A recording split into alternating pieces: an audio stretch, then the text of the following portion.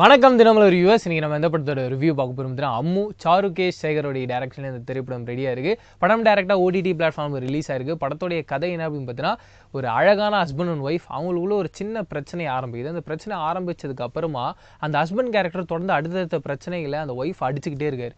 ஆனால் அந்த ஒய்ஃப் ஒரு கட்டத்துக்கு மேலே புரிஞ்சுக்கிறாங்க, அந்த ஹஸ்பண்ட் கேரக்டர் நம்ம அடிக்கிறது தப்பு, இருந்தாலும் அவர் ஏன் அதை தொடர்ந்து பண்ணிக்கிட்டே இருக்காரு.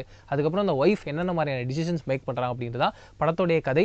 மிக முக்கியமாக இந்த படம் என்னுடைய ஃபேவரட் ஆஃப் மூவிஸ் லிஸ்ட்டில் கண்டிப்பாக இடம் பெறும் அப்படின்ற சந்தேகம் மேலே. அதுக்கான காரணம் என்ன அப்படின்னு பார்த்தீங்கன்னா, இந்த படத்தில் சொல்ல வந்த சூப்பரான மெசேஜ். அதை தாண்டி டிசிஷன்ஸாக கரெக்டாக மேக் பண்ணணும். எப்பயுமே யாராக இருந்தாலும், அது மேலாக இருந்தாலும் சரி, ஃபீமேலாக இருந்தாலும் சரி, ஒன்று செட் ஆகலை அப்படின்னும்போது அதுக்கான டிசிஷன் மேக்கிங்கிறது ரொம்ப சரியாக இருக்கணும் அப்படின்றத இந்த படத்தில் காட்டின விதம். மிக முக்கியமாக இந்த படத்தோடைய ஒரு பெரிய ப்ளஸ் பாயிண்ட் என்னன்னு பார்த்தீங்கன்னா, இந்த மாதிரியான கதையம்சம் உள்ள ஒரு படங்களில் எமோஷனாக நிறைய விஷயங்கள் ட்ராவல் பண்ணும். அது கண்டிப்பாக கரெக்டான ஆர்டிஸ்ட் இருந்தால் தான் இந்த மாதிரியான படங்களை ரொம்ப கரெக்டாக ரொம்ப எக்ஸலண்ட்டாக வெளிக்கொண்டு வர முடியும். அந்த மாதிரி ஐஸ்வர்யா லக்ஷ்மி அவங்களுடைய பர்ஃபார்மன்ஸ் தி பெஸ்ட். என்ன காரணம் அப்படின்னு சொல்கிறது பார்த்தீங்கன்னா, இந்த படத்தில் நிறைய சிங்கிள் ஷாட் சீக்வன்ஸ் இருக்குது. அந்த சிங்கிள் ஷாட் சீக்வன்ஸ் எல்லாமே மிக முக்கியமான சீக்வன்ஸாக படத்தில் இருக்குது. அந்த எல்லா சீக்வன்ஸையும் ரொம்ப லைவாக, ரொம்ப கரெக்டாக, உண்மையாகவே ஒரு ஹஸ்பண்ட் அண்ட் ஒய்ஃப்குள்ளே ஒரு சண்டை நடந்தால் அந்த இடத்துல அந்த ஒரு சுச்சுவேஷனில் அந்த ஒய்ஃப் என்ன மாதிரி கஷ்டப்படுவாங்க அப்படின்னு அவங்க எமோட் பண்ணுற விதங்கள் எல்லாமே ரொம்ப சரியாக இருந்தது. இது மட்டும் இல்லாமல் ஐஸ்வர்யா லக்ஷ்மி ஒரு இடத்துல துணியை காய வச்சுட்டு இருப்பாங்க, அவங்களுடைய ஹஸ்பண்டோடைய துணி. அந்த இடத்துல அந்த ஷர்ட்டை பிடிச்சிட்டு வர அந்த கோவமாக இருக்கட்டும். அதே மாதிரி இன்னொரு இடத்துல நம்ம வீட்டை விட்டே போயிடலாம் அப்படின்ற மாதிரி ஒரு பஸ் ஸ்டாண்டில் உட்காந்துட்டு இருப்பாங்க. அங்கே ஒரு பிச்சைக்கார கேரக்டர் இருப்பார். அவரும் ஒரு சூப்பரான ஆக்டர், தெலுங்குல ஒரு பெரிய ஆக்டர். டக்குன்னு அவருடைய பேர் ஸ்ட்ரைக் ஆகலை. அவருக்கும் அவங்களுக்கும் வர கான்வர்சேஷனில் அவங்க ஹஸ்பண்ட் மேலே வச்சுருக்க அந்த லவ் அவங்க பேச ஆரம்பிப்பாங்க. அவ்வளோ எமோஷ்னலாக ரொம்ப கரெக்டான ஒரு ட்ராவல் போகும். ஒரு பெரிய டைலாக் போர்ஷன் வேறு, அதையும் ரொம்ப சூப்பராக எமோட் பண்ணியிருப்பாங்க. இந்த மாதிரி தொடர்ந்து படத்தில் நிறைய இடங்களில் அவங்களுடைய ஆக்டிங்காலாம் நம்மளை கட்டி போடுறாங்க. மிக முக்கியமாக நம்ம வீட்டில் ஏதாவது ஒரு பொண்ணுக்கு இந்த மாதிரி நடந்துட போதும் அப்படின்ற ஒரு மிகப்பெரிய ஒரு பயம் அவங்களுடைய இன்னசென்ஸ் மூலியமாக நம்மளை காட்டுறாங்க. அதே மாதிரி நவீன் இந்த படத்தோடைய இன்னொரு மிகப்பெரிய ஒரு பில்லர். ஏன்னா அவருடைய அந்த நெகட்டிவ் வைப் இல்லைன்னா அந்த படம் கரெக்டாக ஒர்க் அவுட் ஆகாது. அப்படி ஒரு வில்லத்தனத்தை காமிச்சிருக்காரு.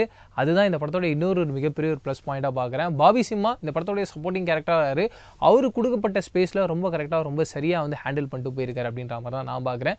இது மட்டும் இல்லாமல் இந்த படத்தில் இன்னும் பேச வேண்டிய விஷயங்கள் என்ன அப்படின்னு பார்த்தீங்கன்னா, தொடர்ந்து நம்மளுடைய சின்ன வயசுலையாக இருக்கட்டும், இப்பயாக இருக்கட்டும், எல்லா இடத்துலையும் பார்க்குற விஷயம் என்ன அப்படின்னா, ஹஸ்பண்ட் கேரக்டர்ஸ் இந்த ஒய்ஃப் கேரக்டரை அடிச்சுக்கிட்டே இருக்காங்க. ஆனால் ஒய்ஃப் கேரக்டர் சகிச்சு அக்செப்ட் பண்ணிட்டு போயிட்டே இருக்காங்க.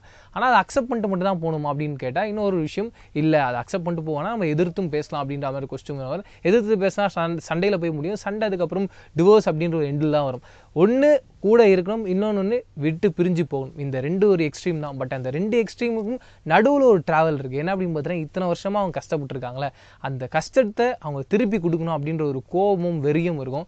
அந்த ஒரு ரிவெஞ்ச் எப்படி இருக்கும்ன்றது தான் இந்த படத்தோடைய ஒரு மிகப்பெரிய ஒரு ப்ளஸ் பாயிண்ட்டாக ட்ராவலாகவே அமைஞ்சிருக்கு. அது இந்த படத்தோடைய ஒரு மிகப்பெரிய ஒரு பாசிட்டிவ் பாயிண்ட்டாக நான் பார்க்குறேன். அது மட்டும் இல்லாமல் ஐஸ்வர்யா லக்ஷ்மியை ஒரு இடத்துல பயங்கரமாக ஹோல்ட் பண்ணுவார் நவீன் கேரக்டர். அந்த ஒரு சீக்வன்ஸே நமக்குள்ளே ஒரு மிகப்பெரிய ஒரு கோபமும் வெறியும் வரும். எப்படியாவது இந்த இடத்துல நீங்கள் பேசிட்டீங்கன்னா நீங்கள் தப்பிச்சு போயிடுவீங்க, இந்த ஜெயிலேருந்து எஸ்கேப் ஆகிடலாம் அப்படின்ற ஒரு மிகப்பெரிய ஒரு தாட் ப்ராசஸ்க்குள்ளே நம்ம ஆடியன்ஸாக உட்காரும்போது அவ்வளோ பெரிய இன்டெப்த்தான ஒரு ட்ராவலுக்குள்ளே அந்த படத்தை கொண்டு போயிட்டு இருப்பாங்க. அப்படி இருக்கும் பட்சத்தில் அந்த இடத்துல ஐஸ்வர்யா லக்ஷ்மி மாட்டிடுவாங்க. மறுபடியும் அதே மாதிரியான சுச்சுவேஷனில் படத்தோடைய ஹீரோ ஐஸ்வர்யா லக்ஷ்மி உட்கார வைப்பாங்க. அந்த ஒரு சீனே எனக்கு ரொம்ப பிடிச்சிருந்துச்சி. இவங்க கரெக்டாக, ஏன்னா எப்பயுமே இந்த மாதிரியான சீக்வன்ஸ் தொடர்ந்து ஒர்க் அவுட் ஆகும். நம்ம இந்த மாதிரி சீக்வன்ஸ் நிறைய படங்கள் பார்த்துருக்கோம். எப்பவுமே ஹீரோ ஒரு இடத்துல அடி வாங்குறாரு அப்படின்னா அதே மாதிரியான இடத்துல மறுபடியும் வில்லனை ஹீரோ அடிக்கிறாருன்ற போது டபுள் மாஸாக அந்த ஒரு சீனே ஒர்க் அவுட் ஆகும். அந்த மாதிரியான ஸ்க்ரீன் பிளே சீன் இந்த படத்தில் எல்லாமே சூப்பராக ஒர்க் அவுட் ஆகிருக்கு. மிக முக்கியமாக இன்னொரு மிகப்பெரிய ப்ளஸ் பாயிண்டாக நான் இதில் என்ன பார்க்குறேன்னு பார்த்தீங்கன்னா, படத்தில் அந்த கேரக்டரும் நம்மளும் பயங்கரமாக கனெக்ட் பண்ணிக்கிடும். அது மட்டும் இல்லாமல் நிறைய இடங்களில் டைலாக்ஸ் கிடையாது. டைலாக்ஸ் இல்லாமல் வெறும் எமோஷன்ஸ் மூலியமாகவே ஆடியன்ஸ் அட்ராக்ட் பண்ணணும், ஆடியன்ஸ் கிட்ட ஒரு கதை சொல்லணும் அப்படின்ற போது அது ஒரு பெரிய ப்ராசஸ். ரைட்டிங்லேயுமே அதை பற்றி ரொம்ப டீட்டெயிலாக ஒரு லைனாக அவங்க இப்படிலாம் நடிக்கணும் அப்படின்றத யோசித்து அதை கரெக்டாக எழுதினால் மட்டுமே ஆர்டிஸ்ட் கிட்ட சொல்லி அந்த பர்ஃபார்மன்ஸை நம்ம கரெக்டாக வாங்க முடியும்.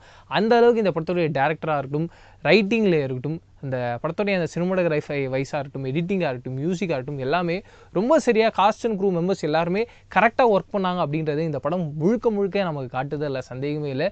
இது மட்டும் இல்லாமல் தொடர்ந்து நம்மளுடைய லைஃப்பில் இந்த மாதிரியான நிறைய கேரக்டர்ஸ் பார்க்குறோம். நம்ம கூடிய அந்த மாதிரியான கேரக்டர்ஸ்லாம் இருக்குது. அந்த மாதிரியான கேரக்டர்ஸுக்கு இந்த மாதிரியான படங்களை உட்கார வச்சு காமிச்சா ஒரு சில பேர் கொஞ்சமாக சேஞ்ச் ஆகிறதுக்கு வாய்ப்பு இருக்குது. இன்னும் ஒரு சில பேர் இன்னும் பயங்கரமாக இரிட்டேட் ஆகிற வைக்கிறதுக்கான வாய்ப்புகளும் இருக்குது.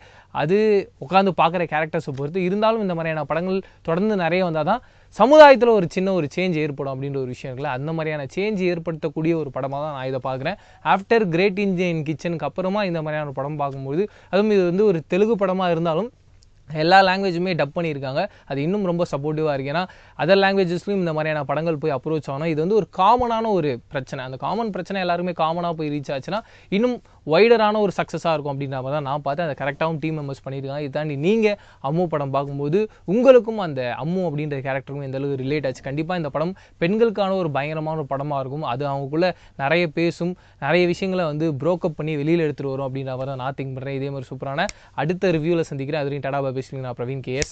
பாய்.